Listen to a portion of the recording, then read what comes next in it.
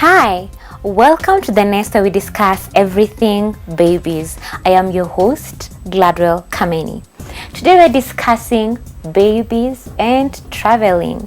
For most moms or parents, we are scared that when little ones come, our happy days of traveling, either for work or for fun, may be interrupted. However, life still has to go on. As days go by, we must travel with our little ones. On set, I have with me a traveling mom who will be sharing with us her experiences and also tips on how to keep traveling even when the babies come. You're welcome on the set, Lilian. Thank you. Please introduce. Hey, thank you. Karibu. Please introduce yourself. My name is Lilian Wanjiro Matoke. I'm a mother of one who is about to be one at the end of this month. Married, and I work as an agronomist in a fertilizer company, which entails me traveling a lot for conferences, trainings, and such things. An agronomist. Yes. What does an agronomist do? An agronomist. So basically, I'm a soil scientist. And so an agronomist mainly does advising to farmers. You advise them what to, for example, what fertilizer to use, what chemicals to use, how to manage their soils, such things. Oh, cool. Yeah. I think I'll have to see you after the show. Please do. Please, yeah. So tell me, where is the farthest you ever had to travel with your baby? The farthest. I recently traveled with my baby to Israel. Yes, so I don't know how many miles those are, but Hours? Yes. Hours. So you take a connecting flight from here to Ethiopia. That's about 2.5, 3 hours.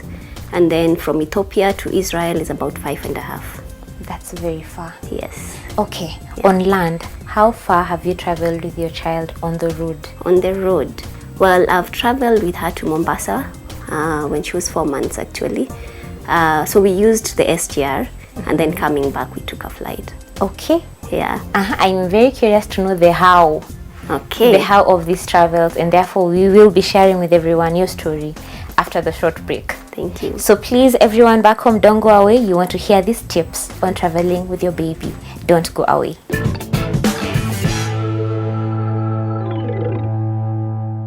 Hi, welcome back to the nest where we discuss everything babies. And today we are discussing babies and traveling.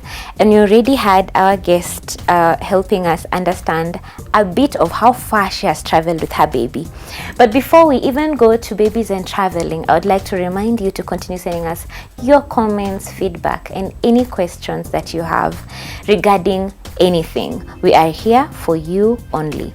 Also remember, you can send us your birthday wishes, like Lilian's baby is turning 1 next year and next month. Yes, at the end of the month. At the end of the month, yeah. So for your birthday wishes and any funny videos you'd like to share with us, please share them on the number you see on your screen and also on Covenant Television Network Facebook page.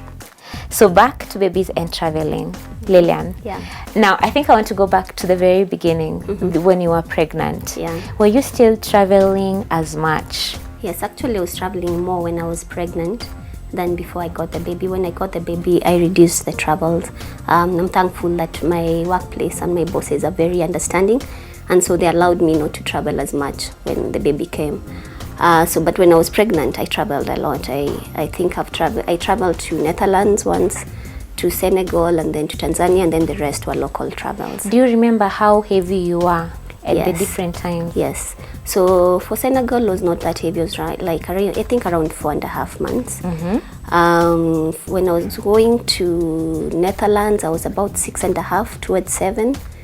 To Tanzania, that's when I was the heaviest. I was about 7.5, going towards 8. Yes. And by road, did you travel far when you were expecting?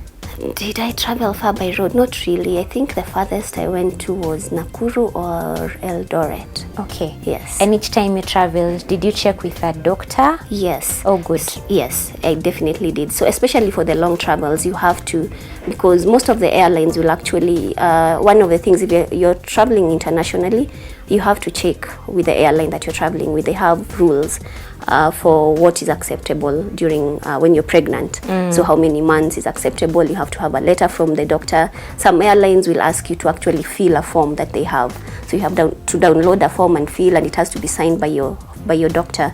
So, and then the doctor also has to confirm that it's safe for you to travel. So they have to give you the go ahead and write a letter for you saying how many weeks you are, and that they have allowed, that your gestation is okay, and that they have allowed you to travel. Because without that, actually, you can't, I mean, the airlines won't allow you to travel.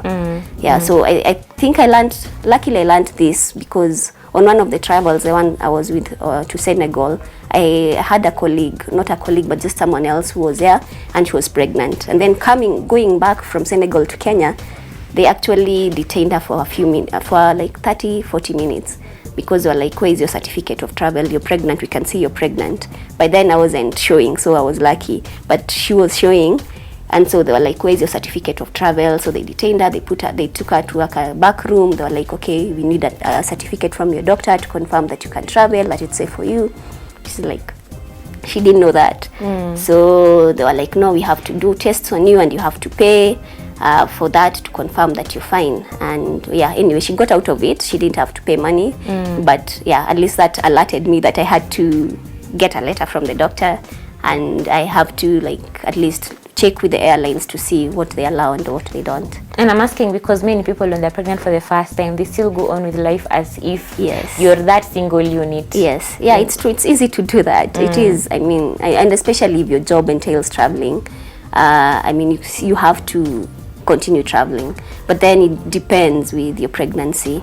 I think you have to confirm with your doctor, make sure that you're okay. It's fine for you to travel because pregnancy comes with complications. So I think it would be best to check with your doctor always. Okay. Yeah. Moving on to traveling with your baby. Yeah. When the baby arrived, the first travel, how many months was the baby? She was 4 months. I was just about to go back to work. And so I was like, I want to take a short travel before I go back to work. So she was 4 months. We were traveling with my husband and a friend of ours who also have the baby. Her last born baby is almost the same age as my baby, 1 month older. And they have another baby who's like, I think 1.5 right now, or going close to 2. So we made plans to travel to Mombasa. So, but the questions on my mind was like, okay, you're going to Mombasa, malaria, issues like that. So we asked, before we traveled, like, we had to take my baby for a vaccination, the one for 3 months, I think. And so we asked, do we need to take a malaria vaccine? Is there something like that? And the doctor was like, no, you'll be safe. You just know, watch the symptoms and all those things when you come back. Malaria has actually been reduced in Mombasa and all those things. So with just talking to him, he gave us that confidence. Okay, it's okay. You guys go. Just when you come back, just be careful. If you see any symptoms, just you have to tell the doctor that you had traveled to this place and all those things. So yeah. Okay. Yeah. Next big travel, 4 months. After 4 months, Mombasa. Then so the next big travel was on to Israel when she was 10 months old. So because I was back in work, I had to go back to Israel for training, and yeah, so I needed to travel. So, and my company was gracious enough to allow me to travel with my husband, and so that made it easy, at least because I had someone else with me for that travel. I think I want to know which company is that, but do not even share the name. So I know it. It's an Israeli company. That's why I had to go to Israel for the training. Okay. Yeah. Tell me about the travel. So about the travel, yeah, it was an adventure. It wasn't as difficult as I had thought it was going to be, because of course you have to prepare. You have to have insurance for travel just in case anything happens, and I mean that's a requirement for everybody who travels internationally, I think. Then you have to think through, okay, now when we were traveling at 4 months, it was easier because I'm only breastfeeding. I don't have to think about food and all those things. But then now she's 10 months, she's already started eating, and we are traveling to a foreign land. So I had to think through, okay, now what do I do for food? So there are these packet foods that are that you can buy from the supermarkets. I think the one of the common brand is Purity. So I bought some of those, and then I also bought like some rice cakes for snacks and all those things for the road.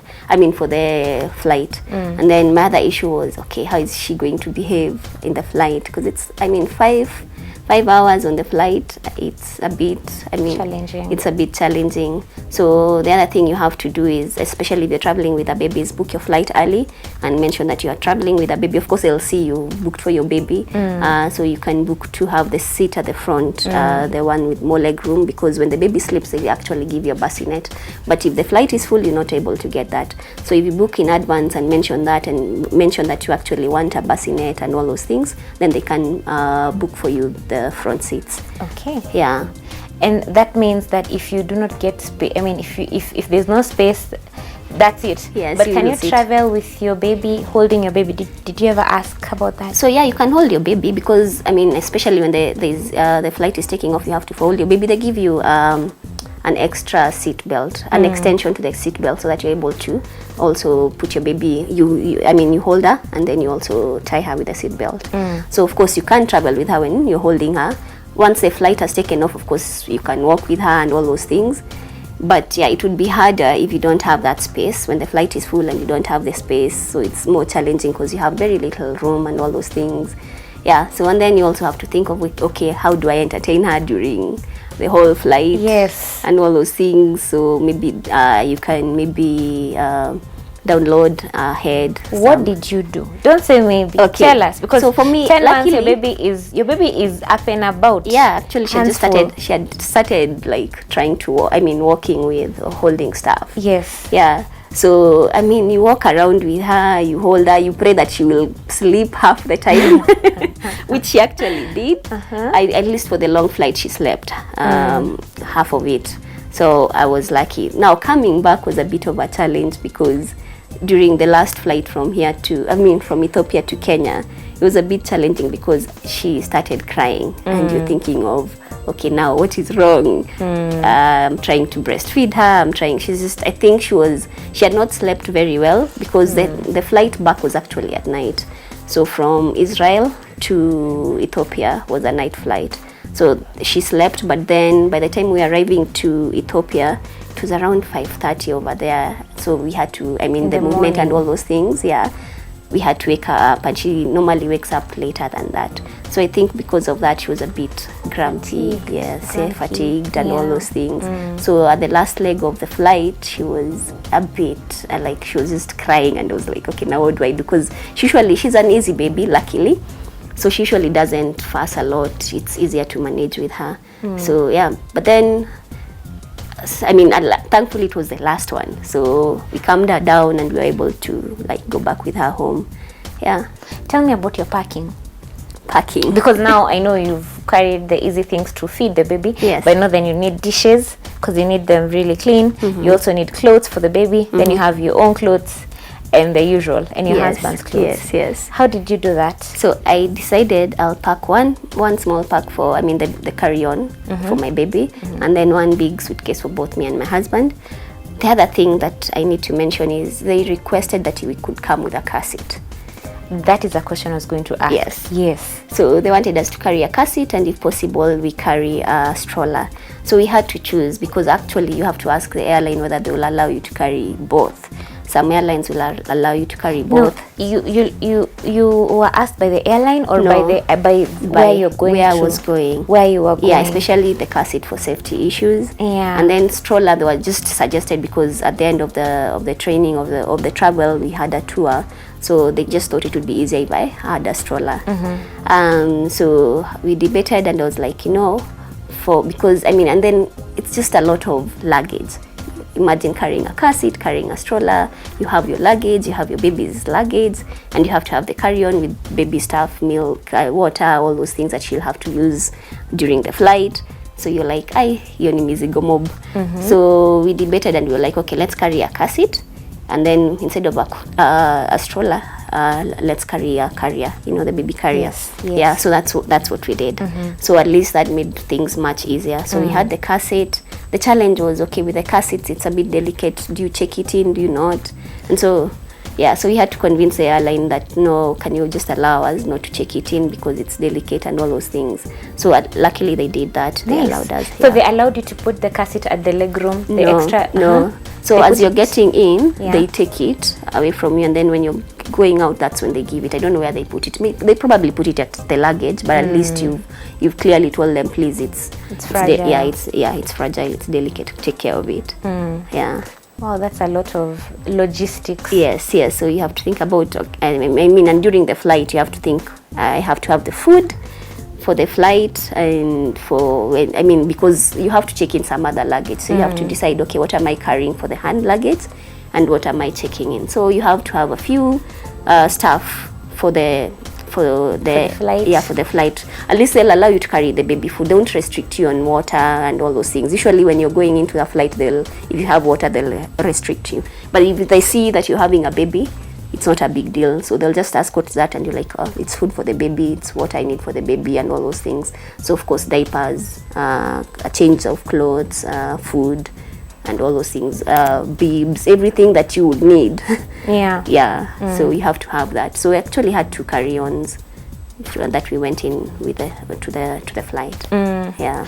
And what are, even traveling on the road and traveling by air, what are the tricks that you've been able to learn on the go now?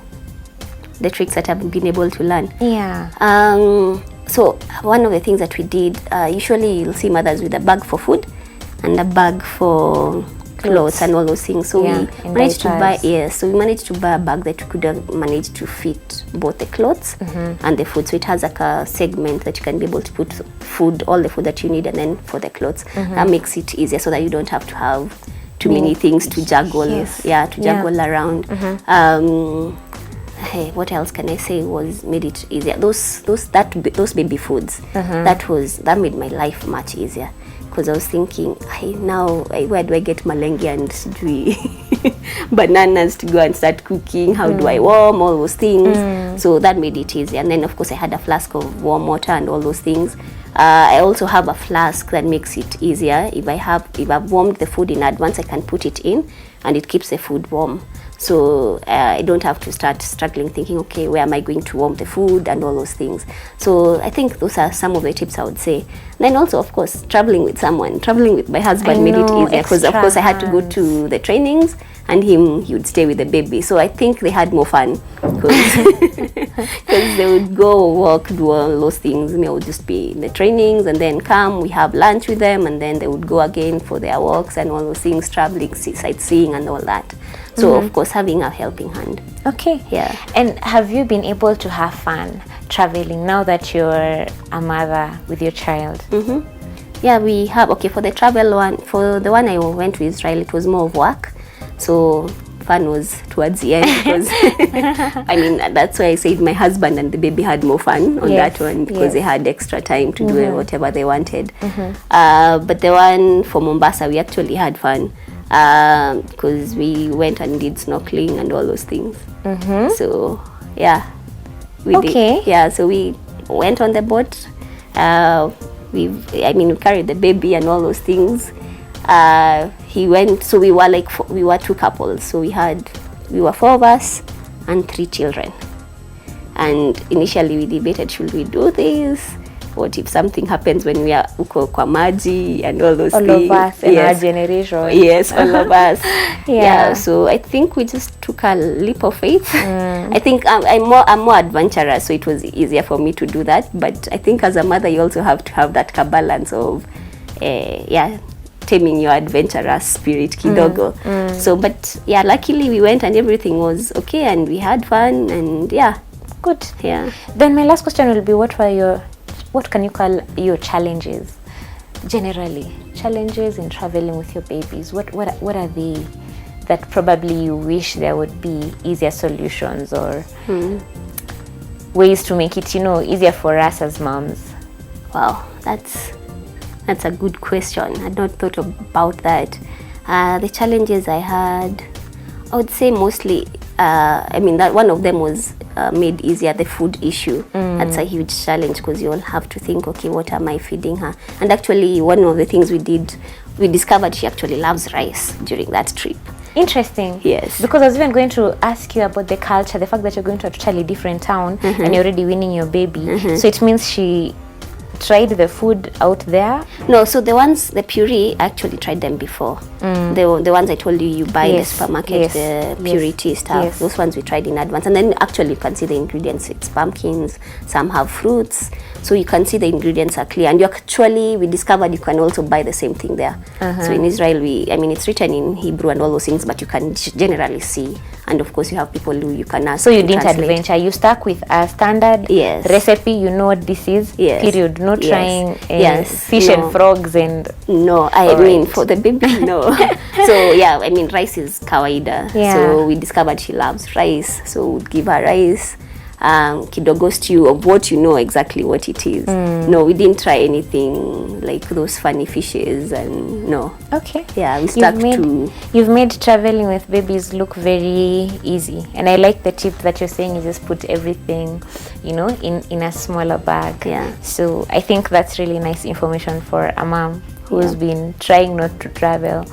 Okay, so for the mom back home and the parents back home, be encouraged. You can still travel with your babies. You've had Lillian's story. We'll have the expert joining us to help us with more tips on how to travel with our babies. So don't go away.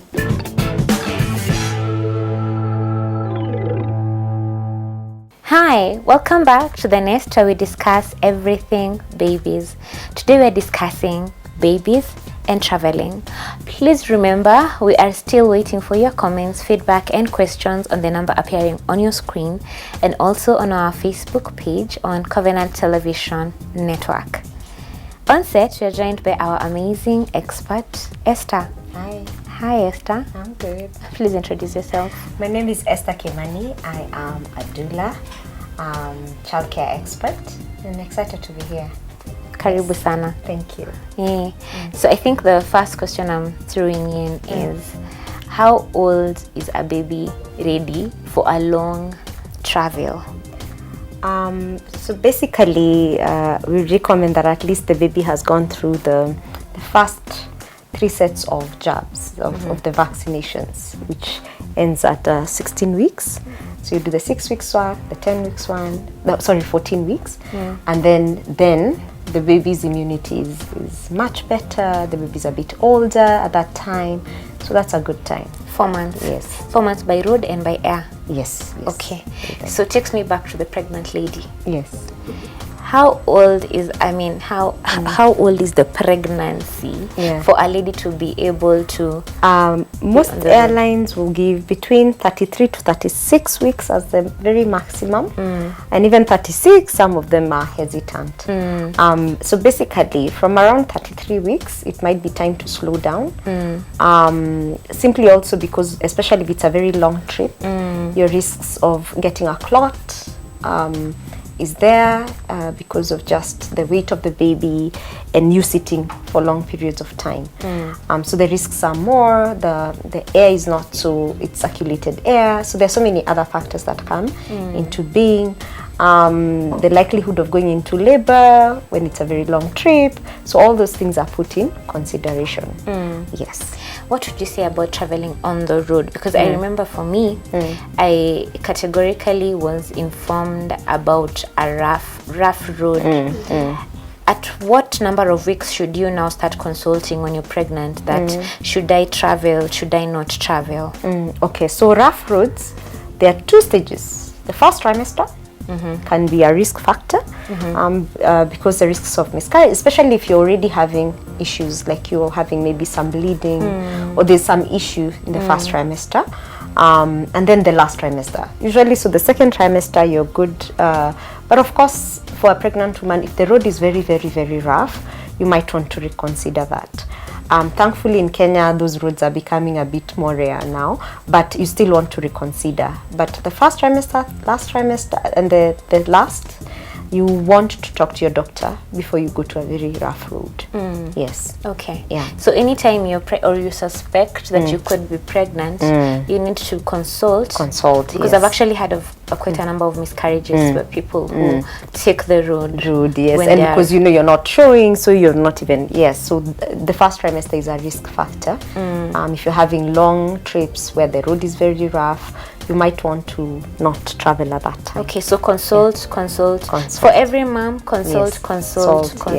Yes. Okay, moving on to vaccinations. You talked about the first 16 weeks. Now, you're traveling internationally. The issue of things like yellow fever, does it mean your baby is predisposed to catching if they're exposed to it and they've not been vaccinated? Of course, that's a risk factor. And yellow fever is given much later, around 10 months. Yeah, so that is a risk factor. But I guess if the place you're going, there's not been an outbreak, so the things you consider to look like. Baby is still breastfeeding. Breastfeeding does offer, because you are vaccinated yourself, it does offer some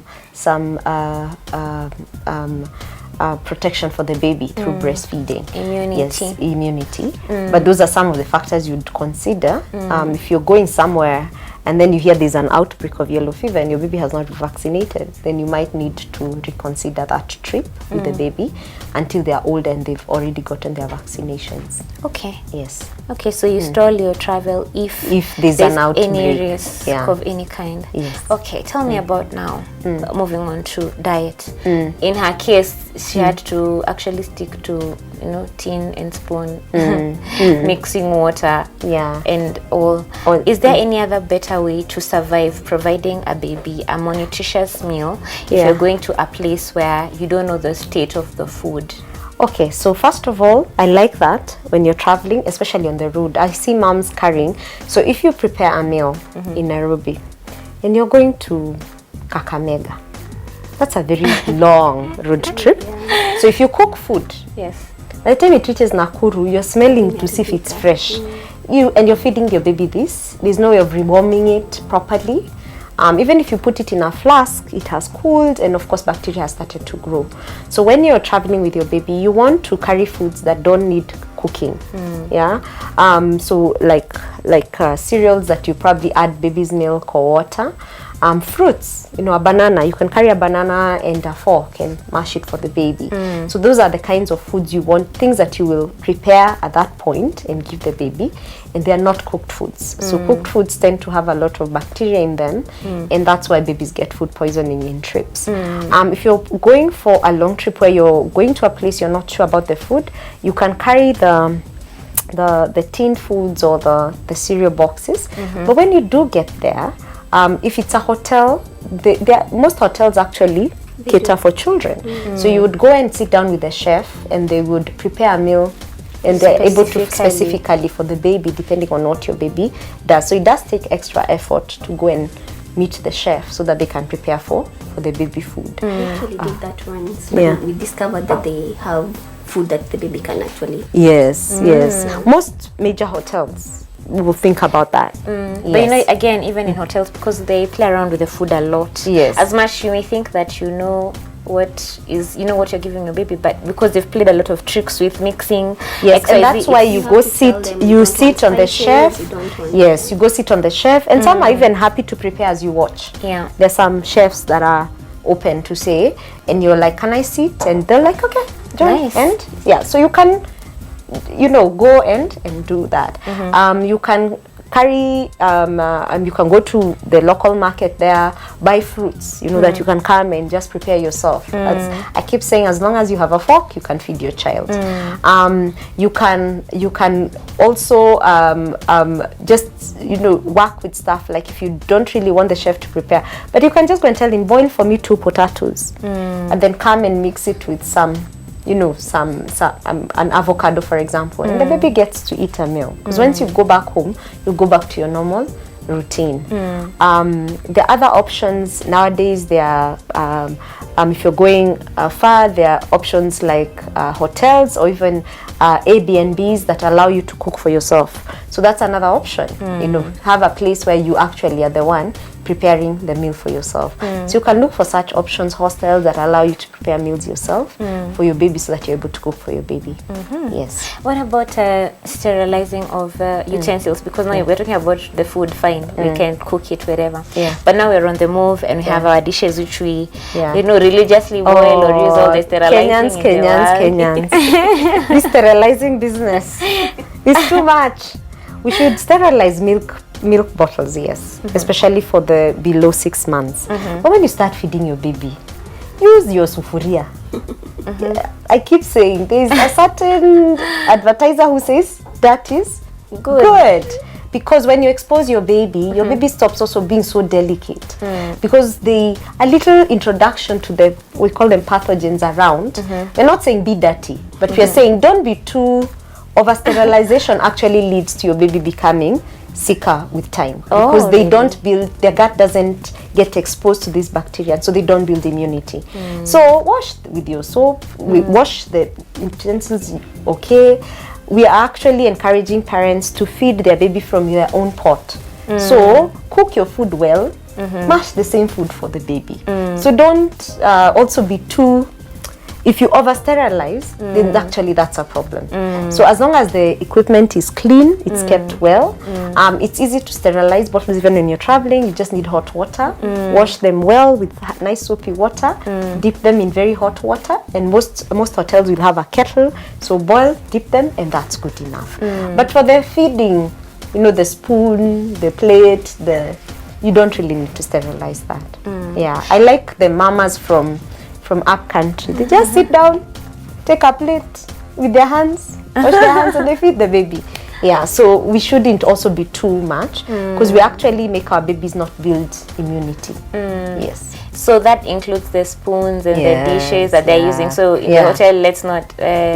Just as long as they're cleaned. They are well, and you can carry your baby's plate and spoon, so that you will wash, so that you will serve the baby in their own plate and spoon. Okay. Yeah, you don't have to use the hotel's plate. But then again, you have to wash it. So, yes. So you have to carry your. Yeah, you see, so it just complicates things. It makes your traveling less fun. Less fun. Yeah, it's never that serious. Yeah. Yes. Okay. Tell us the must-haves that you must have when you're traveling with a baby, say below 1 year, from the 4 months to the 1 year. Okay, so of course you must, if your baby is not on breast milk only, yes, you must carry your baby's milk. Countries vary, especially if you're going out of even going up country. If your baby is used to a certain brand of formula, you may go up country and not find it, and then now the baby is either refusing or they're reacting. So you must always carry your baby's milk, and even on planes they allow you to carry. They just have a requirement that you must carry a certain amount, below 100 ml. For milk, they actually allow. But nowadays there's a few airlines that are like it needs to be, so you pack it below, or you can carry the formula. Yeah, you can have several. Okay. Yes, yeah, they just don't want it to be more than 100 ml. Yes. And okay, some will allow you to get hot water from the plane, so that you'll just mix it yourself. If it's breast milk, they will make you taste it, which is fine. Sometimes some airlines do that. When you say it's breast milk, they're like, please taste it. Then we know it's really breast milk. I don't know why, but those are things so those are things. If it's cocoa, then what? I mean, yeah. So, but anyway, I don't understand that either. Probably, yeah. But always carry your baby's milk. Carry your baby's what you use, like for maybe cleaning your baby. Like the toiletries that you use, the baby soap, the baby's. Again, you don't want to try something new wherever you're going. Your baby's clothes. Babies go through a lot of clothes in a day, especially that age. They're spilling on themselves. So you must count, we say 3 to 4 outfits per day. So if you're going, you might need to carry a whole suitcase, or you can make that your shopping. You can say, I'll carry a few and I'll go shop for more, especially if you're going to a place where they have affordable clothes. You must carry a thermometer, just in case your baby needs temperature. If you're going to a malaria-prone area, you must carry, what is it called? For applying on the skin. We know what it is. That one has repellent, mosquito repellent. you must carry a net for the baby. I used to have a baby bed, a small one that I could fold up, that I used to carry, so that even if there was no bed for my baby would have in their own net. So that would be something that you would think about. But it's not necessary. You can also sleep with the baby under a net. Just make sure that the baby is under a net, especially in mosquito prone areas. You can carry maybe a fever reliever, just in case. Just in case the baby and you're in the air and the baby is suddenly getting a fever. So you can give a fever reliever to just get your baby to the next place. We've had flights actually stopped because a baby is running a very high fever and the mother didn't have anything to give the baby. So they have to divert a whole plane because of that baby, which is a good thing, but it's better to be safe. Wherever you're going, once you go, think of the nearest hospital that you can get to, wherever, whether it's internally out there, in case something goes wrong, you have a place to start. You're not thinking there's something wrong, and that's when that's the time you're thinking about where would I take my baby if my baby is unwell. Yes, so basically, those I think are your must-haves. Yeah. You want to add something? No, I think she mentioned, I was about to say the baby fever thing and the thermometer, of course. Yeah, and getting to know a good hospital, that I think is very important. Key. Just know, in case anything happens, this is the nearest place that we can go to. Yes. If you're going to a place with a different climate where a child hasn't been exposed before, what are the risks? Because we've learned in our shows that for your baby dressing, for them is one layer more. Do you still apply the same layer more, or? Yeah, same thing. So of course, if you're going to a very cold place, that means you must carry clothes, because your baby, you yourself, you're already very layered, so you need to layer your baby more. If you're going to Mombasa, oh poor babies with boshoris in Mombasa, seriously, your baby is used to a cooler temperature here, so you need to even maybe reduce on the clothing so that the baby is comfortable. That's why you'd probably add repellent, because the baby might not wear as many clothes as they are in Nairobi. So yes, just you consider their clothing depending on where you're going. Oh, cool. Yeah. In terms of repellent, is there any specific? Yes, there are specific ones for children. There's also even sunscreen. If you're going to a very hot place and you'll be out, like Mombasa, you're going out to the beach, you might want, because baby skin is very soft and it's immature and it will burn easily, you might want to apply. Again, there's junior sunscreen for children. Okay. And then repellent also. There are different brands for children and there's some for adults. Okay. Yes. So people go look for baby repellent. Yeah, especially for mosquitoes. And this even goes up country, because you want to avoid your baby getting bitten as much as possible. Yeah. I think we've kind of exhausted our key list of things to carry. I'm not sure if there's anything else you'd like to share before we wrap up regarding babies and traveling. I think we're good. Yeah. So mothers can now travel with their babies without any fear. Yes. And still have fun. Maybe what I would mention, if you're doing a car trip, please take regular breaks. It's very hard for babies to sit for a long period of time. So you take regular breaks to feed the baby. Please don't feed your baby when you're traveling, when the car is moving. If anything happens, breaks, they can even choke. So stop, take a break, feed the baby, change the baby, do all that, and then continue on with your journey. If your baby becomes car sick or have motion sickness, babies do get it because car sickness is caused by an imbalance between what the eye is seeing and what the ear, the balance. So what happens is they are hearing the car moving, or they're feeling the car moving, but most babies, because they're seated at the back, they can't see the movement outside. So that makes them feel nauseous. And that, again, taking breaks can reduce that. Most car sickness starts from around age 1 to 2. Okay. And so there's medication for that. You can see your pediatrician or your doctor to prescribe something. If every time you're going, you're seeing your baby vomiting, that means the baby gets car sick. You can avoid giving them foods like banana or acidic foods before, because it will make them vomit. Try and give them something protein. It will stay down better.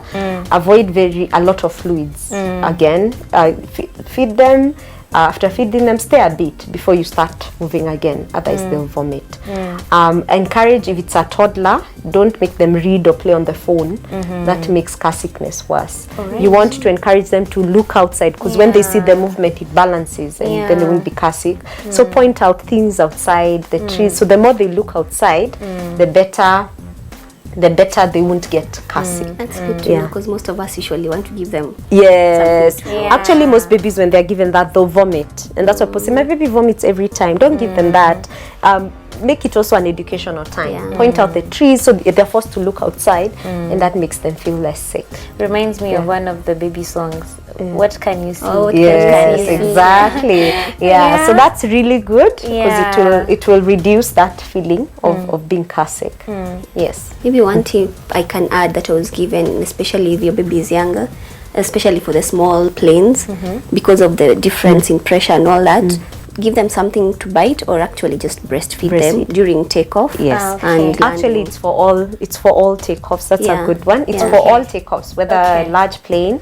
Again, the ear pressure, because of the sudden change in pressure, the ears can block, and then they can really ache. Okay. So you can have a baby crying on you for a 6-hour journey because of the ear aching. Okay. So when you're taking off, either give them a bottle or breastfeed them, or for older children, you can give them like even a lollipop, something to bite on if it's an older child, and then also when you're landing. That's a good tip. I actually saw a mother with ear drops. Yes. But I didn't know that you actually bite onto something. If they bite on something, you wouldn't need to use the ear drops. Nice.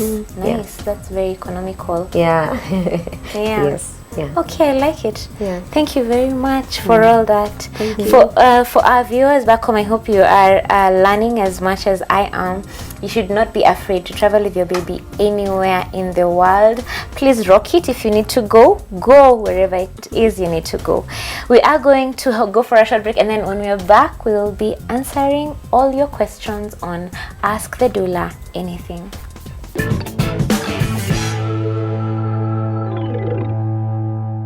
Welcome back to the nest where we discuss everything babies. Today we have been discussing babies and traveling, and we hope you have been able to learn as much as I have. If you have just joined us, not to worry, next week we have another exciting topic. For now, we are answering all the questions you have been sending us on the number appearing on your screen, and also on our Facebook page on Covenant Television Network, starting with #TheNest. So I'm quickly running to your questions for our doula to answer. This one didn't confirm where she was coming from. She says, and she doesn't give us a name as well. It could be a mom or a dad anyway. She says, once I used pseudo cream on diaper rash on my son and everything ruptured. So can I use zinc and castor when changing? So zinc and castor has been proven to provide some protection around the diaper area, and it is quite good at preventing the rash, the nappy rash. So yes, you can use that, but please don't use it if the baby skin is broken or the baby is already having a nappy rash. That most of those, especially if it's not going away, it might need treatment. Yes, it's an excellent use for the bum area. I think we need to discuss diaper rash as a whole, as a whole topic. Yes. There are a lot of questions that come with that. So she should wait for the skin to have healed. To have healed, then use the zinc and castor. It's more of protective. It doesn't cure, so it protects from getting the diaper rash. For some people, if the skin is broken, it can really irritate it more and make the infection worse. So what should she use? So if it's a diaper rash that has just appeared, just cleaning with water and using a very, very thin layer of just normal petroleum jelly would help it heal. But if a diaper rash is continuing, and then try and keep the baby aerated without a diaper for some of the moments of the day. But if it continues beyond 2-3 days and seems to become worse, then that most likely is a fungal infection that needs treatment. So please go to hospital. Yes. Wow. Okay. So the next question also didn't identify themselves. They say that, hey, my baby is 3 weeks now. During the night, she always cries and her stomach is very bloated. She also has rashes on her face and her cord is oozing blood. Okay, so for the bloated stomach, that usually is normal with newborns, and it's simply because babies tend to their system is not yet, they're not able to pass gas or burp. So I'd encourage her, please burp your baby after every feed so that the baby is able to remove this extra gas that's making them bloated. She can also maybe check on her dairy if she's taking a lot of milk, maybe in, you know, the Kenyan way, you're taking 4 flasks of tea. Milk can make your baby get a very bloated stomach through breast milk. So maybe limit, maybe take much less milk. Still take it, but take much less. And then you need to take a lot of water yourself. Remember, you're the only source of water. If you're not taking water, your baby also can become bloated. For the rashes, most likely it's overdressing the baby. I can almost predict. So please, one extra layer than what you're wearing is what you need to put on. She says that the rashes are on her face. Yes. Most so rashes come on the face. On the face, most heat rash, Okay. Yeah, so that's why I'm like, reduce on the clothing. You can also check on whatever you're applying on your baby's skin. Maybe just stop and not apply anything and see if the baby's skin will reduce. For the cord, it is normal for sometimes the cord to have some blood. Okay. Or what we look at, is it dry? Is it looking very dry? Is it if it's not having any smell or oozing pus, then I wouldn't worry too much, but you should keep it dry. With whatever she was given in hospital, to keep it dry. And then she can also take the baby out to the sun. The sun does help the cord heal faster. Yes. Without clothes or? Yeah, without, so that the cord area is exposed to the sun. That can also help it dry faster. But if she gets any redness around the cord, any smell, any pus, then that cord is infected. Please go to hospital. Thank you. Yes. Okay. Yeah. As usual, I think I'd just like to say thank you very much, Esther. You're welcome. You're welcome. Yeah, thank you very much, Lillian. Thank you for having You're me. very encouraging. Thank you. We've learned a lot from you. To the guys behind the camera, I would like to say thank you very much for making this happen. And for you, the viewer, thank you so much for joining us. We look forward to seeing you next week and hearing from you as well. See you here on The Nest, only on CTN. I am your host, Gladwell Kameni.